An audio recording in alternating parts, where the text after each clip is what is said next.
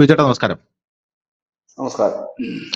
ഒടുവിൽ മുനമ്പത്തെ ജനതയ്ക്ക് പ്രതീക്ഷയുമായി വഖഫ് ബില്ല് ലോക്സഭയിൽ പാസ്സായിരിക്കുകയാണ്. ഇനിയിപ്പോ അത് രാജ്യസഭയിലാണ് പാസ്സാവേണ്ടത്. ഇന്ന് രാജ്യസഭയിൽ അതിന്റെ ചർച്ച നടക്കുകയാണ്. അതോടുകൂടി വഖഫ് ബിൽ എന്തായാലും പാസ്സാകും എന്ന് തന്നെയാണ് നമ്മൾ പ്രതീക്ഷിക്കുന്നത്. സ്വാഭാവികമായിട്ടും NDAക്ക് 125 അംഗബലമുണ്ട് അവിടെ. BJPക്ക് 98. ഒരു ബില്ല് പാസ്സാവണമെങ്കിൽ 121 വോട്ട് വേണ്ടത്. നിലവിൽ 119 മതി എന്നുള്ള നിലയിലാണ് അവർ നിൽക്കുന്നത്. അപ്പോൾ ഉറപ്പായിട്ടും രാജ്യസഭയിൽ പാസ്സാവും. പിന്നെ അത് രാഷ്ട്രപതിയുടെ അടുത്തേക്ക് ചെല്ലും. പിന്നെയാണ് അതിന്റെ നിയമനിർമ്മാണങ്ങളൊക്കെ വരുന്നത്. നിയമനിർമ്മാണം എത്രത്തോളം എഫക്റ്റീവ് ആയിട്ടാണ് ആ നിയമത്തിന്റെ ചട്ടം ഉണ്ടാക്കുന്നത് എന്നുള്ളതാണ് പ്രധാനപ്പെട്ട ഒരു കാര്യം എന്ന് പറയുന്നത്. അപ്പൊ അതിനകത്തുള്ള ഒരു നിയമത്തിന്റെ സ്ട്രക്ചർ ഒക്കെ വെച്ചിട്ടാണ് പിന്നെയുള്ള രാജ്യത്തിന്റെ പ്രതീക്ഷ എന്ന് പറയുന്നത്. അപ്പൊ വഖഫ് ബിൽ ഇന്നലെ വളരെ വലിയ ചർച്ചയ്ക്കാണ് ലോക്സഭയിൽ വിധേയമായത്. രാത്രി ഒരു 1 മണി 2 മണി വരെ ചർച്ചയുണ്ടായിരുന്നു. 2-നും 3-നും ഇടയിൽ ഈ ബില്ലിന്റെ വോട്ടെടുപ്പിന്റെ വോട്ടിങ്ങിന്റെ നിലയൊക്കെ പുറത്തു വന്നു. അങ്ങനെ ബില്ല് പാസ്സായതായിട്ട് നല്ല രാത്രി നമുക്ക് അറിയാനായിട്ട് സാധിച്ചു. കേരളത്തിലും ചർച്ചയ്ക്ക് കുറവൊന്നുമില്ല. വഖഫുമായിട്ട് ബന്ധപ്പെട്ട് വളരെ വലിയ ചർച്ചയാണ് കേരളത്തിൽ നടന്നത്. അതിന്റെ ഇടയിൽ നമുക്ക് വന്ന ഒരു അപ്ഡേറ്റ് എന്ന് പറയുന്നത് പ്രിയങ്ക ഗാന്ധി വോട്ട് ചെയ്തിട്ടില്ല എന്നുള്ളതാണ്. പ്രിയങ്ക ഗാന്ധി സംസാരിച്ചിട്ടില്ല. രാഹുൽ ഗാന്ധി സംസാരിച്ചിട്ടുണ്ടോ ഇല്ലയോ എന്നുള്ളതിനെ കുറിച്ച് എനിക്ക് ധാരണയില്ല. പിന്നെ രണ്ടാമത്തെ കാര്യം എന്ന് പറയുന്നത് ഈ വഖഫ് ബില്ല് കേരളത്തിലെ ക്രിസ്ത്യൻ KCBCയും പിന്നെ മറ്റ് ക്രിസ്ത്യൻ സംഘടനകളുമെല്ലാം പറഞ്ഞതുപോലെ കോൺഗ്രസ് അവരെ പിന്നിൽ നിന്ന് കുത്തി വഖഫ് ബില്ലിന് എതിർത്ത് അവർ വോട്ട് ചെയ്തു. നിങ്ങൾ ചെയ്യരുതെന്ന് പറഞ്ഞു. പക്ഷേ കോൺഗ്രസിന്റെ സകല എംപിമാരും വഖഫ് ബില്ലിനെ എതിർത്ത് വോട്ട് ചെയ്തു. ഇവിടുത്തെ ക്രിസ്ത്യാനികളെ ചതിച്ചു എന്നുള്ളത് മറ്റൊരു അപ്ഡേറ്റ് ആണ്. ഇതില് ഇപ്പോൾ നമുക്ക് പറയാനുള്ളത് ഈ വഖഫ് ബില്ലിൽ വരുന്ന ഒരു പ്രധാനപ്പെട്ട ഒരു നെറേറ്റീവ് ഉണ്ട്. 2 കാര്യങ്ങൾ എനിക്ക് അറിയാനുണ്ട്. ഒന്നാമത് ഈ പ്രധാനപ്പെട്ട ഒരു നെറേറ്റീവ് വഖഫ് ബില്ല് ലോക്സഭയിൽ പാസ്സായപ്പോൾ കുറച്ചുകൂടെ പ്രതിഷേധം അത് സോഷ്യൽ മീഡിയയിലായിരുന്നാലും ശക്തി പ്രാപിച്ചിട്ടുണ്ട്. ആ പ്രതിഷേധത്തിൽ ഇവർ പ്രധാനമായും പറയാൻ പോകുന്നത് ഈ വഖഫ് ബിൽ ഈ ഒരു ക്ലോസ് ഉണ്ട്. 1995 മുതൽ വന്ന വഖഫ് ബില്ല് ഒരു ക്ലോസ് ഉണ്ട്. ആ ക്ലോസ് എന്ന് പറയുന്നത് ഒരു സ്ഥലം, ഇപ്പോൾ ഒരു പള്ളി ഇരിക്കുന്ന സ്ഥലം, ആ പള്ളി ഇരിക്കുന്ന സ്ഥലം നമ്മൾ നിരന്തരമായിട്ട് ഉപയോഗിച്ച് വരികയാണെങ്കിൽ അത് നമുക്ക് വഖഫാണ്. അതിന് ഇതിന്റെ ആവശ്യമൊന്നുമില്ല. വഖഫാണ്. കാരണം അത് അവരുടെ ആരാധനാലയമാണ്. അത് വഖഫായിട്ട് നമ്മൾ അനുകൂലിക്കാനായിട്ട് സാധിക്കും. പക്ഷേ ഇനിയിപ്പോ വരാൻ പോകുന്ന ക്ലോസ് എന്ന് പറഞ്ഞാൽ വരാൻ പോകുന്ന ബില്ലിൽ ആ സംഭവം എടുത്ത് കളയാൻ പോവുകയാണ്. അതായത് ഈ സംഭവം നമ്മൾ ഇങ്ങനെ ഒരുപാട് നാളായിട്ട് ഉപയോഗിച്ചിരിക്കുന്ന പള്ളി, ദർഗ എന്നിങ്ങനെയുള്ള സംഭവങ്ങളെല്ലാം വഖഫ് അല്ല എന്നുള്ള രീതിയിൽ വരാൻ പോവുകയാണ് എന്നുള്ളൊരു നെറേറ്റീവ് ഇപ്പോൾ പുറത്തു വരുന്നുണ്ട്. അങ്ങനെ നെറേറ്റീവ് പുറത്തു വരുമ്പോൾ നമ്മുടെ കേരളത്തിലെ പ്രമുഖ മാധ്യമ പ്രവർത്തകൻ പോൾ നീരാളി, ബി ഉണ്ണികൃഷ്ണൻ അദ്ദേഹം പറയുന്നത് അത് BJPയുടെ ഒരു ഗൂഢ അജണ്ടയാണ്. ഗൂഢ അജണ്ട എന്ന് പറഞ്ഞാൽ ഇപ്പൊ നിങ്ങൾ ശ്രദ്ധിച്ചിട്ടുണ്ടോ? നിങ്ങൾ പല പള്ളികളുടെ താഴെയും ശിവലിംഗം RSSകാരും സംഘപരിവാറുകാരും പോയി തിരയുന്നുണ്ട്. സംഭാലിലൊക്കെ നിങ്ങൾ ശ്രദ്ധിച്ചില്ലേ? പള്ളിയുടെ താഴെ ശിവലിംഗം ഉണ്ടെന്ന് പറയുന്നു. ഉടനെ തന്നെ കോടതിയിലേക്ക് പോകുന്നു. കോടതി അത് സമ്മതിച്ചു കൊടുക്കുകയാണ്. കോടതി പറയുന്നു നിങ്ങൾ പോയി സർവേ നടത്തും എന്ന് പറയുന്നു. അപ്പോൾ ഇത് ഭീകരമായിട്ടുള്ള ഒരു അന്തരീക്ഷം നമ്മുടെ രാജ്യത്ത് സൃഷ്ടിച്ചിരിക്കുന്നു എന്നുള്ളതാണ് പ്രധാനപ്പെട്ട ഒരു ഭീകരമായിട്ടുള്ള അന്തരീക്ഷം ഇത് രാജ്യത്ത് സൃഷ്ടിച്ചിരിക്കുന്നു. ഇനി നമ്മൾ കാണാൻ പോകുന്നത് ഈ പള്ളികളെല്ലാം ഈ വഖഫിന്റെ വഖഫ് ആയി മുദ്ര കുത്തപ്പെട്ട പള്ളികളുടെ അടിയിലെല്ലാം ശിവലിംഗം തിരയാനായി ഇവിടെയുള്ള RSS പ്രവർത്തകർ RSSകാർ സംഘപരിവാറിന്റെ നേതൃത്വത്തിൽ ഇറങ്ങി എന്ന് ഒരു നെറേറ്റീവ് ഉണ്ട്. ഇതിന് ഒരു മറുപടി എനിക്ക് വേണം. എന്താണ് രണ്ടാമത്തെ ചോദ്യം എന്ന് പറയുന്നത്? ദേവസ്വം ബോർഡുമായി ബന്ധപ്പെട്ട ഒരു നെറേറ്റീവാണ് ഇവരുടെ. ഇവർ ഈ വഖഫ് എപ്പോഴും ദേവസ്വം ബോർഡുമായിട്ട് കൂട്ടിക്കെട്ടുകയാണ്. ദേവസ്വം ബോർഡ് നിങ്ങൾ അഹിന്ദുക്കളെ നിങ്ങൾ പ്രതിഷ്ഠിക്കുമോ? ദേവസ്വം ബോർഡിൽ നിങ്ങൾ അത് ചെയ്യുമോ? ദേവസ്വം ബോർഡിൽ ഇത് ചെയ്യുമോ എന്ന് ഇവർ വേറൊരു നെറേറ്റീവ് കൊണ്ടുവരുന്നുണ്ട്. അപ്പൊ വഖഫും ദേവസ്വം ബോർഡുമായിട്ടുള്ള ഒരു താരതമ്യം എങ്ങനെയാണ്? വഖഫും ദേവസ്വം ബോർഡുമായിട്ട് നമുക്ക് താരതമ്യം ചെയ്യാൻ പറ്റുമോ? പിന്നെ മൂന്നാമത്തെ ഒരു ചോദ്യം എന്ന് പറയുന്നത് വഖഫ് പോലെ യഥാർത്ഥത്തിൽ അത് ഞാൻ വഖഫിനെ ഒന്ന് വ്യക്തമായിട്ട് പഠിച്ചപ്പം ഒരുപാട് ഒരു ഫാസിസ്റ്റ് ഒരു മനോഭാവം ആ ഒരു നിയമത്തിനുണ്ടെങ്കിൽ പോലും അതിപ്പോ വരുന്ന വഖഫ് നിയമം എന്ന് പറയുന്നത് ജനാധിപത്യപരമായി സകല ആൾക്കാർക്കും ഉൾക്കൊള്ളാൻ കഴിയുന്ന മറ്റൊരാളുടെ മതവിശ്വാസത്തിലോ അല്ലെങ്കിൽ മറ്റൊരാളുടെ വ്യക്തി ജീവിതത്തിലോ അയാളുടെ സ്വത്തുക്കളിലോ ഒന്നും കൈകടത്താൻ സാധിക്കാത്ത രീതിയിലാണ് ആ നിയമം ഫ്രെയിം ചെയ്ത് വെച്ചിരിക്കുന്നത്. സമാനമായ രീതിയിൽ ദേവസ്വം ബോർഡിന് ഇതിന്റെ ന്യൂനതകളൊക്കെ പരിഹരിച്ച് ഇവിടെ ഹിന്ദുക്കൾക്ക് വേണ്ടി ഒരു സനാതന ധർമ്മ ബോർഡ് അല്ലെങ്കിൽ ദേവസ്വം ബോർഡിനെ ശക്തിപ്പെടുത്തേണ്ട ആവശ്യകതയില്ലേ? എന്താണ് അഭിപ്രായം? 2 കാര്യങ്ങളുണ്ട്. ഒന്ന് ധനുഷ് പറഞ്ഞ വളരെ പ്രസക്തമായ ഒരു കാര്യമാണ്. ഇപ്പൊ ഒരു മാധ്യമ പ്രവർത്തകൻ പറഞ്ഞ കാര്യമാണല്ലോ താങ്കൾ പറഞ്ഞിവിടെ. അതായത് ഈ മുൻകാല പ്രാബല്യമില്ല, അതുകൊണ്ട് തന്നെ ഈ പള്ളികളും ദർഗകളും ഒക്കെ പൊളിക്കുമോ എന്നൊരു ചോദ്യം വളരെ പ്രസക്തമായ ചോദ്യമാണ്. എന്റെ ഒരു അറിവ് ശരിയാണെങ്കിൽ കിരൺ റിജ്ജുവുമായിട്ട് നമ്മുടെ BJPയുടെ സംസ്ഥാന നേതാവ് ശ്രീ ഷോൺ ജോർജ് അദ്ദേഹം 1 മണിക്കൂറോളം കൂടിക്കാഴ്ച നടത്തിയിരുന്നു മുൻപ് ഈ വഖഫ് ബോർഡിന്റെ ഭേദഗതി ബില്ലുമായിട്ട്. എല്ലാവരുടെ സജഷൻസ്, പൊതുജനങ്ങളുടെ സജഷൻസ് എല്ലാം സ്വീകരിച്ചിരുന്നു നമ്മുടെ കേന്ദ്ര സർക്കാർ. 97 ലക്ഷം പേരാണ് സജഷൻസ് കേന്ദ്ര സർക്കാർ നൽകിയത്. 97 അത് കൂടാതെ പ്രമുഖരായ വ്യക്തികൾ നേരിട്ട് പോയി കണ്ട് ചെയ്തിരുന്നു. ഇപ്പം ഷോൺ ജോർജ് BJP-യുടെ നേതാവായിട്ട് അദ്ദേഹത്തിന് നേരിട്ട് പോയി തന്നെ ഇന്റർനെറ്റിനെ കാണുകയും സംസാരിക്കുകയും ചെയ്യാൻ വലിയ തടസ്സമൊന്നുമില്ല. അപ്പൊ അദ്ദേഹം പോയി സംസാരിച്ചു കൊടുത്തില്ല. അദ്ദേഹം ഈ ഒരു ആവശ്യം മുൻപോട്ട് വെച്ചിരുന്നു. അതായത് നമ്മുടെ രാജ്യത്ത് ബഹുഭൂരിപക്ഷം ആരാധനാലയങ്ങൾ, അതായത് ഞാൻ മുസ്ലിം ആരാധനാലയങ്ങൾ മാത്രമല്ല പറയുന്നത്, ക്രിസ്ത്യൻ ആയാലും ഹിന്ദു ആയാലും ഒക്കെ രേഖകളൊന്നും പലതിനും ഇല്ല. കാരണം പണ്ടുകാലത്താണ് പലരെയും നമ്മളൊരു ചരിത്രം പരിശോധിച്ചു കഴിഞ്ഞാൽ 300, 400, 600 വർഷം പഴക്കമുള്ളതും ഒക്കെയാണ്. അതിനൊക്കെ താളിയോലകളിലും ഇല്ലെങ്കിൽ ചെമ്പ് പട്ടയവും ഒക്കെ ഉണ്ടായിരുന്നു. അപ്പൊ അതിനു മുമ്പൊക്കെ ഉണ്ടായിരുന്നതാണ്. പിന്നെ ഇതിനകത്തൊരു കൈമാറ്റമുണ്ട്. ഈ പരമ്പരാഗതമായി കിട്ടുന്ന ചില കുടുംബക്ഷേത്രങ്ങളും മറ്റും കൈമാറിയതുണ്ട്. അങ്ങനെയൊക്കെ ഉണ്ട്. അതായത് ഇത് അവരുടെ പേരിലൊന്നും ആയിരിക്കില്ല ഒരു പക്ഷെ അങ്ങനെയൊക്കെയുള്ള ഒരു അത് പണ്ട്. അപ്പം ഇതെല്ലാം എല്ലാ മതസ്ഥർക്കും ഉണ്ട്, മുസ്ലിമിന് മാത്രമല്ല എല്ലാ മതസ്ഥർക്കും. കേരളത്തിൽ പോലും എല്ലാ മതസ്ഥർക്കും അങ്ങനെയൊക്കെ തന്നെയാണ്. അപ്പോ ഈ ഇതേ സെയിം കാര്യം തന്നെ നമ്മുടെ ബീഹാർ മുഖ്യമന്ത്രി നിതീഷ് കുമാറും ഈ JPC കമ്മിറ്റിക്ക് മുമ്പിൽ അവതരിപ്പിച്ചിരുന്നു. അപ്പോ കേന്ദ്രം നൽകിയ ഉറപ്പ് അങ്ങനെയൊന്നും ഉണ്ടാകില്ല എന്നാണ്. കാരണം അതൊരിക്കലും പ്രാക്ടിക്കൽ ആയിട്ടൊരു കാര്യമല്ല. കാരണം ഇപ്പം ഒന്ന് ആലോചിച്ച് നോക്കൂ, ഇപ്പൊ നമ്മുടെ ഈ പുരാതനമായ ഒരു മുസ്ലിം ആരാധനാലയങ്ങളും മറ്റും പകഭൂമിയിൽ നിൽക്കുന്ന ആരാധനാലയങ്ങൾ ചിലപ്പം വർഷങ്ങൾ പഴക്കമുള്ളതായിരിക്കും, പതിറ്റാണ്ടുകൾ പഴക്കമുള്ളതായിരിക്കും എന്ന് കരുതിയിട്ട് അത് നാളെ പൊളിച്ചു കളയാൻ കഴിയുമോ? ഇല്ലെങ്കിൽ അവിടെ നടക്കുന്ന ഒരു മദ്രസ പൊളിച്ചു കളയാൻ കഴിയുമോ? അത് ഒരു പോസിബിൾ ആയ കാര്യമല്ല. അങ്ങനെ പൊളിക്കുക എന്നുണ്ടെങ്കിൽ ഇവിടുത്തെ ഹിന്ദുവിന്റെ ആരാധനാലയങ്ങൾ പൊളിക്കേണ്ടി വരും, പലതും ക്രിസ്ത്യാനികളുടെ പൊളിക്കേണ്ടി വരും, സിഖുകാരുടെ പൊളിക്കേണ്ടി വരും. അതൊരു പ്രാക്ടിക്കൽ. പക്ഷെ പുതിയതായി വന്ന ഇപ്പൊ നമ്മുടെ നാഷണൽ ഹൈവേക്ക് സ്ഥലം എടുക്കുമ്പോൾ തന്നെ പുതിയതായി വന്ന ക്ഷേത്രങ്ങൾക്ക് കിട്ടുന്നതും പുരാതന ക്ഷേത്രങ്ങൾ പൊളിക്കാറുമില്ല. അതിനെ മാക്സിമം സംരക്ഷിച്ചുകൊണ്ടാണ് നമ്മുടെ national highway authority of India സ്ഥലമെടുപ്പ് തന്നെ പൂർത്തിയാക്കിയത്. അതിനവർ വെച്ചിരിക്കുന്ന വർഷം 75 വർഷമായിരുന്നു. 75 വർഷം അതിൽ പഴക്കമുള്ളതോ ആയ ക്ഷേത്രങ്ങളും മറ്റ് ആരാധനാലയങ്ങളും ഈ പരിധിയിൽ നിന്ന് ഒഴിവാക്കിക്കൊണ്ടാണ് മാക്സിമം നമ്മുടെ നാഷണൽ ഹൈവേ നമ്മുടെ കേരളത്തിൽ കൂടെ കടന്നു പോകുന്നത്. എല്ലായിടത്തും അത് തന്നെ. അതിനുശേഷം വന്നതിനെ പിന്നെ എനിക്ക് തോന്നുന്നത് ഇതിന്റെ ഒരു പരിമിതമായ അറിവാണ്, പിന്നെയും കുറച്ചുകൂടെ ഇളവോട് കൊടുത്തെന്ന് തോന്നുന്നു. 75 എന്നുള്ളത് പിന്നെയും കുറച്ച് വർഷം കൂടെ ഇളവ് കൊടുത്തു. പുതിയതായിട്ട് വന്നത് മാത്രമാണ് അതിന്റെ ഒരു ഭാഗം പൊളിച്ചു കളയാനും അല്ലെങ്കിൽ ക്ഷേത്രം തന്നെ പൊളിച്ചു കളയാനും. ഗുജറാത്തിലൊക്കെ 144 ക്ഷേത്രങ്ങൾ പൊളിച്ചു കളഞ്ഞിരുന്നു അവിടെ ഈ എക്സ്പ്രസ് ഹൈവേ വന്ന സമയത്ത്. അപ്പൊ പുതിയതായിട്ട് കെട്ടി ഉയർത്തിയതൊക്കെ അതിപ്പം ഈ പുതിയതായിട്ട് വന്ന അതിന് രേഖകളും മറ്റും കാര്യങ്ങളും ഇല്ല. പക്ഷെ ഗുജറാത്ത് സർക്കാർ അന്നൊരു കാര്യം ചെയ്തിരുന്നു. അവര് ഈ പൊളിച്ചു മാറ്റുന്ന ക്ഷേത്രങ്ങൾക്കും പള്ളികൾക്കുമൊക്കെ കുറച്ചുകൂടെ മാറി ഒരു സ്ഥലം അവർ അനുവദിച്ചിരുന്നു, സർക്കാർ ഫ്രീ ആയിട്ട് കൊടുത്തു. ഈ റോഡ് സൈഡിലൊക്കെ കെട്ടി ഉയർത്തി പള്ളിയായാലും ക്ഷേത്രമായാലും ഒക്കെ ഇതിന് രേഖകളൊന്നും തന്നെ ഈ വഖഫിന്റെ കാര്യം പറഞ്ഞതുപോലെ തന്നെ.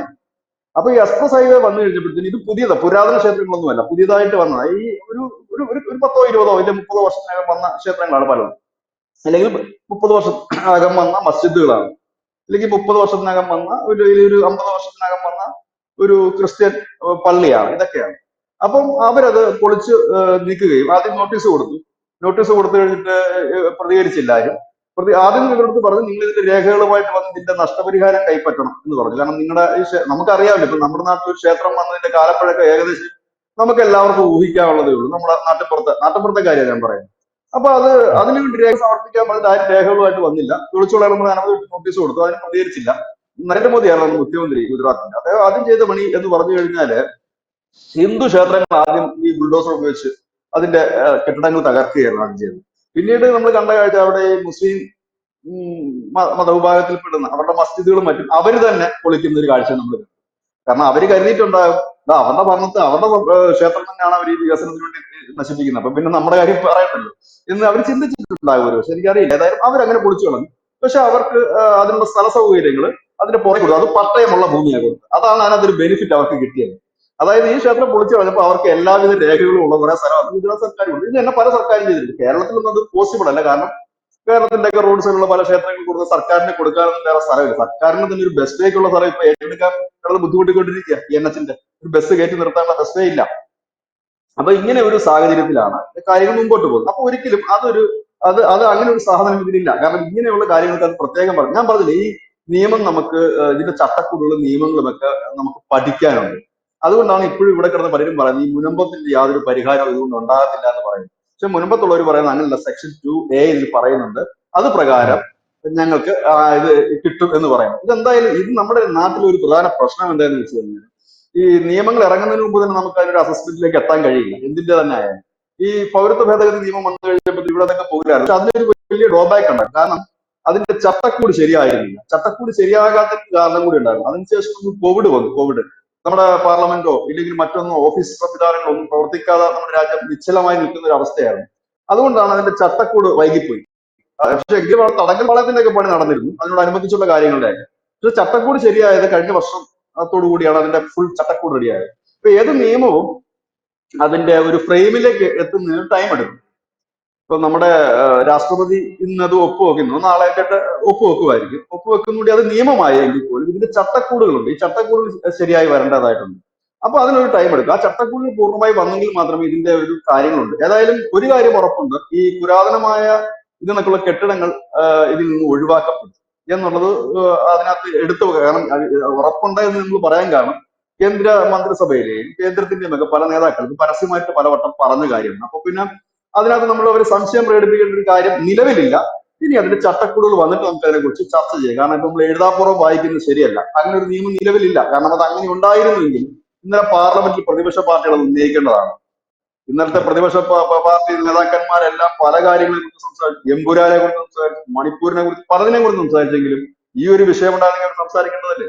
ഇനി അവർ മിണ്ടാതെ പോയ ചുപ് ചാപ്പ് അവിടെ ഇരുന്നൊരു സാധനമുണ്ട്, അതായത് നിശബ്ദമായി അവിടെ ഇരുന്നൊരു സാധനമുണ്ട്. എന്താന്ന് ചോദിച്ചു കഴിഞ്ഞാല് ഡൽഹിയിലെ 123 സ്ഥലം വഖഫ് ക്ലെയിം ചെയ്തിരിക്കുന്ന സ്ഥലമാണ്. 2013 ഇന്ത്യൻ പാർലമെന്റ് ഇരിക്കുന്ന സ്ഥലം ഉൾപ്പെടെ വഖഫിന് കൊടുത്ത പാർട്ടിയാണ് കോൺഗ്രസ്. അതിനെക്കുറിച്ചാണ് ഇന്നലെ പാർലമെന്റ് കിരൺ റിജിജു ചോദിച്ചത്. നമ്മൾ ഇരിക്കുന്ന ഈ സ്ഥലം 2013 കൊടുത്തത് നിങ്ങളല്ലേ എന്ന് ചോദിച്ചു. കോൺഗ്രസ് ഒരു അക്ഷരം മിണ്ടിയില്ല. 123 ഗവൺമെന്റ് പ്ലേസസ് ആണ് ദില്ലിയിൽ വഖഫിന്റെ ഇതിലുള്ളത്, അവരുടെ ലിസ്റ്റിലുള്ളത്. അതിന്റെ കേസുകൾ 1970 മുതൽ നടക്കുന്ന കേസുകളുണ്ട്. അതില് എന്താണ്, നമ്മുടെ ഇന്റർനാഷണൽ എയർപോർട്ട് ഉണ്ട്, പിന്നെ നമ്മുടെ മയൂർ വിഹാർ ഉണ്ട്. ഇങ്ങനെയുള്ള അനവധി സർക്കാർ മന്ദിരങ്ങൾ തന്നെ അവരുടെ കീഴിലാണെന്നാണ് പറയുന്നത്. അപ്പൊ ഇതൊരു വലിയ ഒരു സംഭവം തന്നെയാണ്. അപ്പോ ഈ വഖഫും ദേവസ്വം ബോർഡും രണ്ടും രണ്ടാണ്. പക്ഷെ ഇവിടെ ഒരു പ്രസക്തമായ ഒരു കാര്യമുണ്ട്. ദേവസ്വം ബോർഡും ഈ അവസരത്തിൽ ഉയർന്നു വരേണ്ട ഒരു ചർച്ച തന്നെയാണ്. കാരണം ഈ വഖഫ് ബോർഡിന്റെ ചർച്ച വന്നപ്പോൾ ഉയർന്നു വന്നത് ചില ഒറ്റപ്പെട്ട തുരുത്തുകളിൽ നിന്നാണെങ്കിലും ഉയർന്നു വന്ന ചർച്ച, വഖഫ് ബോർഡ് പോലെ ഒരു ബോർഡ് ദേവസ്വം ബോർഡിന് വേണം. അതായത് സനാതന ധർമ്മ ബോർഡ് വേണം എന്നൊരു ആവശ്യമുണ്ട്. വളരെ ന്യായമായ ഒരു കാര്യമാണ്. കാരണം ഈ ഇത് രണ്ടും രണ്ടാണ്, രണ്ട് കോൺസെപ്റ്റ് കാണണം ഇത്. പക്ഷെ എങ്കിൽ തന്നെ ദേവസ്വം ബോർഡിന്റെ ഒരു വിഷയത്തിലേക്ക് നമ്മൾ വരുമ്പോൾ ദേവസ്വം ബോർഡിന് കോടിക്കണക്കിന് രൂപയുടെ സ്വത്തുക്കളുണ്ട് രാജ്യമെമ്പാടും. അതായത് നമ്മുടെ കേരളത്തിൽ മാത്രമല്ല ദേവസ്വം ബോർഡ് ഉള്ളത്. ഹിന്ദു എൻവോൺമെന്റ്സ് ആക്ട് പ്രകാരം തമിഴ്നാട്ടിലുണ്ട്, കർണാടകത്തിലുണ്ട്, പലയിടത്തുമുണ്ട്. അപ്പോ കോടിക്കണക്കിന് രൂപയുടെ സ്വത്തുക്കളുണ്ട്, കോടിക്കണക്കിന് മൂല്യം വരുന്ന സ്വത്തുക്കളുണ്ട്. ഇതിന്റെയൊക്കെ കണക്കുകൾ വ്യക്തമല്ല. ഇന്നൊരു ധവളപത്രം ഓരോ സർക്കാരും പുറത്തിറക്കേണ്ടതാണ്. ദേവസ്വം ബോർഡ് ഞങ്ങളുടെ കയ്യിൽ ഇത്ര ഭൂമിയുണ്ട്, ഞങ്ങളുടെ കയ്യിൽ ഇത്ര കെട്ടിടമുണ്ട്. അത് ന്യായമായ ഒരു ആവശ്യമാണ്. ഇവിടുത്തെ ഹിന്ദു എന്ന് പറയുന്ന വിഭാഗത്തിന്റെ ഒരു അവകാശമാണ് ഒരു ധവളപത്രം പുറപ്പെടുവിക്കണം. ഓരോ സ്റ്റേറ്റ് സർക്കാരിന്റെ കയ്യിലുള്ള കണക്കുകൾ ബോധ്യപ്പെടുത്തണം. ഞങ്ങളുടെ കയ്യിൽ ഇത്ര സ്വർണ്ണമുണ്ട്, ഞങ്ങൾക്ക് കിട്ടിയ. നമ്മുടെ കേരളത്തിലാണ് കേരളം ദേവസ്വം ബോർഡിന്റെ, കൊച്ചിൻ ദേവസ്വം ബോർഡിന്റെ, മലബാർ ദേവസ്വം ബോർഡ് എത്ര സ്വർണ്ണമുണ്ട്, എത്ര ജംഗമ വസ്തുക്കളുണ്ട്, എത്ര സ്ഥാപന ജംഗമ വസ്തുക്കളുണ്ട്, എത്ര എസ്റ്റേറ്റുകളുണ്ട്. ഇതെല്ലാം വെളിപ്പെടുത്തേണ്ട കടമ ഈ ദേവസ്വം ബോർഡിനുണ്ട്. ഒപ്പം തന്നെ ഇതിൽ എത്ര ഭൂമി നഷ്ടപ്പെട്ടു. കാരണം ഇതേ അഴിമതി തന്നെ ഇവിടെ നടക്കാറുണ്ട്. വഖഫ് ബോർഡിന്റെ ഭൂമി ഇല്ലെങ്കിൽ ദേവസ്വം ബോർഡിന്റെ ഭൂമി ഉപയോഗിക്കേണ്ടത് കൊമേഴ്സ്യൽ പർപ്പസിനല്ല. അത് ഉപയോഗിക്കേണ്ടത് ഹൈന്ദവത്തിന്റെ ചാരിറ്റിക്ക് വേണ്ടിയിട്ടും ആ മതത്തിന് വേണ്ടിയിട്ട് ഉന്നമനത്തിന് വേണ്ടിയിട്ടാണ് പ്രവർത്തിക്കുന്നത്. അതിലെ പല ഭൂമികളും ഈ സ്വകാര്യ വ്യക്തികളുടെ കയ്യിലല്ലേ കേരളത്തില്. പല സ്വകാര്യ വ്യക്തികളുടെ കയ്യിൽ ഇരിക്കുന്ന ഭൂമിയുണ്ട്. ആ ഭൂമി ഹോട്ടലുകളുണ്ട്, റെസ്റ്റോറന്റുകളുണ്ട്, ഇറച്ചിക്കടകളുണ്ട്. ഇതൊക്കെ ദേവസ്വം ബോർഡുകളുടെ കയ്യിരിക്കുന്ന ഭൂമികളാണ്. ഇതിനൊക്കെ ഒരു കണക്ക് വേണ്ടേ. എത്ര ഭൂമിയുണ്ട്? ഞാൻ ഈ കുറച്ചു നാൾക്ക് മുമ്പ് ഈ നാഷണൽ ഹൈവേ അതോറിറ്റി ഓഫ് ഇന്ത്യയുടെ ഉദ്യോഗസ്ഥരുമായി സംസാരിച്ചപ്പോൾ അദ്ദേഹം പറയുന്നത് കോടിക്കണക്കിന് രൂപ ഞങ്ങളുടെ കയ്യിൽ ഇരിക്കുകയാണ്. ദേവസ്വം ബോർഡിന്റെ സ്ഥലം എന്ന് പറയുന്ന സ്ഥലമാണ് ഞങ്ങൾ അക്വയർ ചെയ്തത് ഈ റോഡിന് വേണ്ടി. അപ്പൊ ആ സ്ഥലത്തിന് പണം കൊടുക്കണമായിരുന്നു. പക്ഷെ അത് വാങ്ങാൻ ആരും വന്നിട്ടില്ല. അപ്പൊ ഞാൻ ചോദിച്ചാൽ എന്താ അവർ വാങ്ങാൻ വരാതെ? കാരണം അവർ സാമ്പത്തികമായിട്ട് ബുദ്ധിമുട്ട് നിൽക്കുകയാണ്. പൈസ കിട്ടുകയാണെന്ന് പറഞ്ഞാൽ അവർ ചാടി വരണ്ടേ. 100 കോടി രൂപ എന്നാണ് അദ്ദേഹം പറഞ്ഞത്. അപ്പൊ അദ്ദേഹം പറഞ്ഞത് ഇവരുടെ കയ്യിലൊന്നും ഇതിന്റെ രേഖകളില്ല. ഈ രേഖകളില്ല എന്നാണ് അവർ പറയുന്നത്. ഓക്കെ, രേഖകളില്ലാത്ത സ്ഥലം ഉണ്ടെങ്കിൽ രേഖകൾ ഉള്ള സ്ഥലം തന്നെ മറിച്ചു കൊടുത്തിട്ടുണ്ടല്ലോ. നമ്മൾ ഈ അടുത്ത് കണ്ടതാണ്, ഒരു പ്രമുഖ മാധ്യമ സ്ഥാപനത്തിന്റെ പേരിൽ 400 ഏക്കർ സ്ഥലം ഏതോ ഒരു ക്ഷേത്രം ഓർക്കുന്നില്ല, ആ ക്ഷേത്രത്തിന്റെ സ്ഥലം വളഞ്ഞെടുത്തത്. അപ്പൊ ഇങ്ങനെ പോയിട്ടുണ്ട്. ഉത്തർപ്രദേശിൽ യോഗി ആദിത്യനാഥ് സർക്കാർ വന്നതിന് ശേഷം ഡൽഹിയിൽ കിടക്കുന്ന അവരുടെ ചില ക്ഷേത്രങ്ങളുടെ സ്ഥലം പോലും തിരിച്ചു പിടിച്ചു. അദ്ദേഹം അവിടെ പോയി ബുൾഡോസർ ഉപയോഗിച്ച് അവിടെ കെട്ടിടങ്ങളൊക്കെ ഇടിച്ചു നിരത്തി ആ സ്ഥലം വളഞ്ഞെടുത്തു. ഒഡീഷ സർക്കാർ അതിനുള്ള നടപടികൾ തുടങ്ങിയിട്ടുണ്ട്. കാരണം ഈ നമ്മുടെ ഹിന്ദു ക്ഷേത്രങ്ങളുടെ ഒരു പ്രത്യേകത വെച്ചാല് ഇപ്പൊ നമ്മുടെ കേരളത്തിലുള്ള ക്ഷേത്രങ്ങളായാലും അതിന്റെ സ്വത്തുക്കൾ കേരളത്തിൽ മാത്രം ഒതുങ്ങി നിൽക്കുന്നതല്ല, ഇല്ല തമിഴ്നാട്ടിൽ മാത്രം ഒതുങ്ങി നിൽക്കുന്നതല്ല.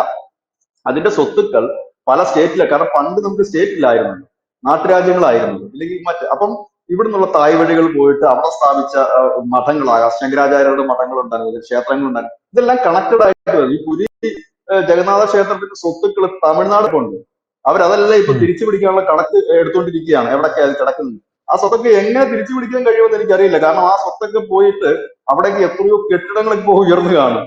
അതൊക്കെ തന്നെ പ്രോപ്പർ ആ ക്ഷേത്രത്തിന്റെ സ്വത്തുക്കളും ആസ്തികളുമാണ്.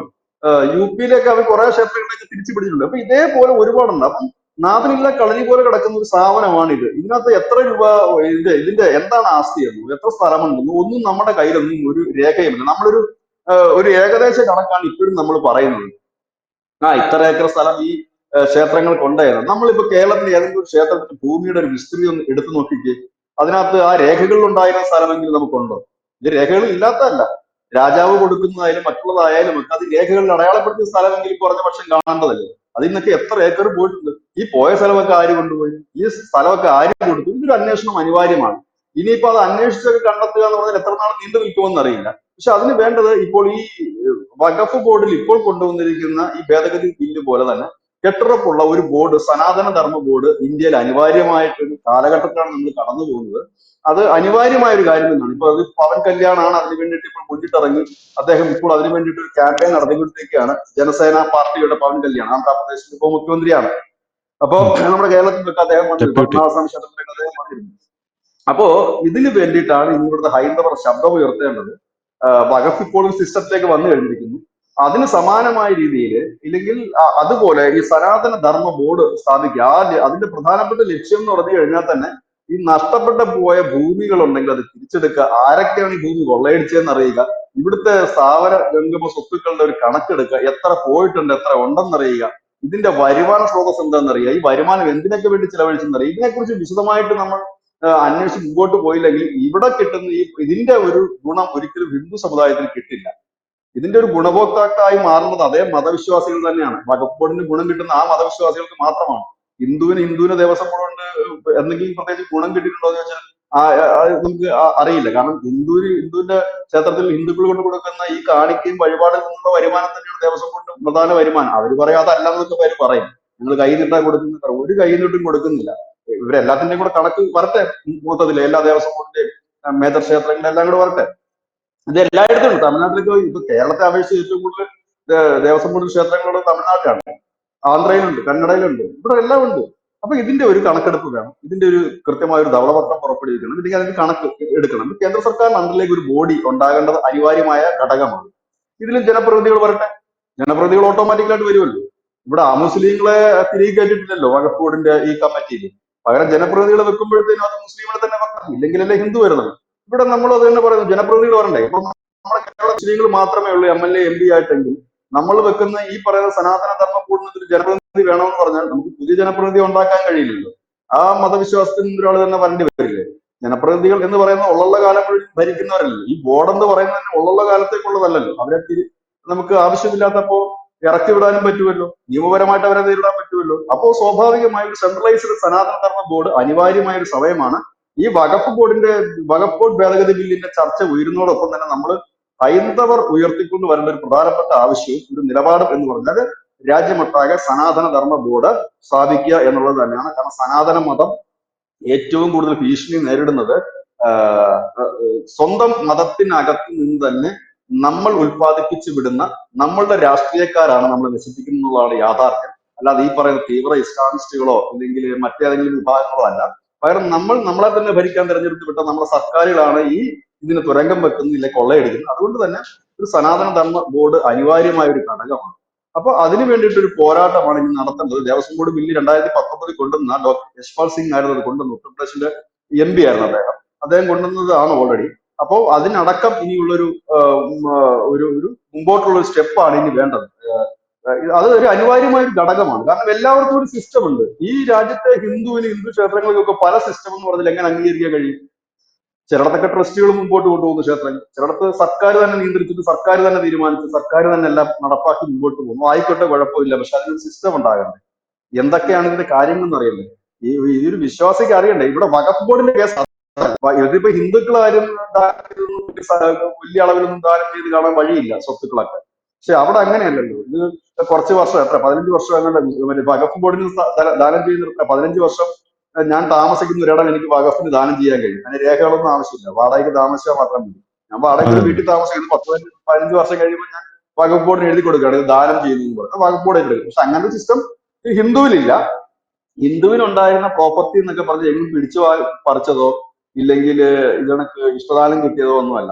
ഈ ക്ഷേത്രത്തിന്റെ ഈ ക്ഷേത്ര ഇതിൽ തന്നെ, ആ ക്ഷേത്രം എന്ന് പറയുമ്പോൾ എപ്പോഴും ക്ഷേത്രത്തിന് ഒരു ചരിത്രമുണ്ട്. അത് എഴുതി വെക്കപ്പെട്ട ചരിത്രം തന്നെ, വായ്ത്താരി അല്ലത്. ആ ലേഖനത്തിൽ തന്നെ അതിന്റെ ഏലിക പറയുന്നുണ്ട്.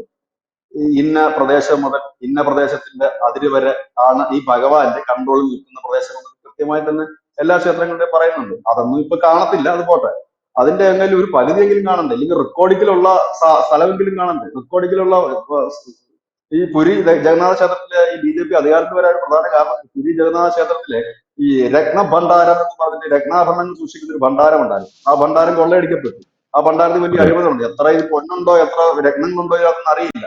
അവസാനം ഭണ്ഡാരത്തിന് താക്കോല് കാണുന്നില്ലെന്നുള്ള വിവാദമാണ് ആദ്യം ഉയർന്നത്, താക്കോല്. അത് കഴിഞ്ഞിട്ട് വലിയ വിവാദം കത്തി ജ്വലിച്ച് നിന്നപ്പോഴത്തേക്കും ഒരു താക്കോൽ അവിടെ കൊണ്ടുവച്ചു. ഈ താക്കോൽ ഡ്യൂപ്ലിക്കേറ്റ് ആണെന്നാണ് BJP പറയുന്നത്. അറിയില്ല എന്തായാലും.